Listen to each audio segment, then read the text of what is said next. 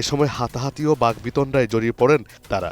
পরে ইসি কর্মকর্তারা পরিস্থিতি নিয়ন্ত্রণে আনেন। এদিন যেসব আসনের সীমানা সংক্রান্ত দাবি আপত্তির শুনানি অনুষ্ঠিত হয় তার মধ্যে ছিল ব্রাহ্মণবাড়িয়া ২ ও ব্রাহ্মণবাড়িয়া ৩।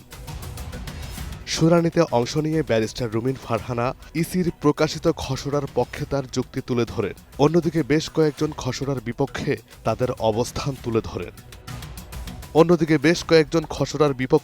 তাদের অবস্থান তুলে ধরেন। শুনানিতে অংশ নেওয়া খসড়ার বিপক্ষে থাকারা বলেন, বিজয়নগর উপজেলা থেকে ৩টি ইউনিয়ন বুধস্তি, চান্দুয়া ও হরসপুরকে ব্রাহ্মণবাড়িয়া ২ আসনে যুক্ত করা হয়েছে। তারা বিজয়নগর উপজেলাকে অখণ্ড রাখার দাবি জানান। এর আগে শুনানির প্রথম দিনে কুমিল্লা অঞ্চলের দাবি আপত্তিগুলোর শুনানি গ্রহণ করছে ইসি। এই শুনানি চলবে আগামী ২৭ আগস্ট পর্যন্ত।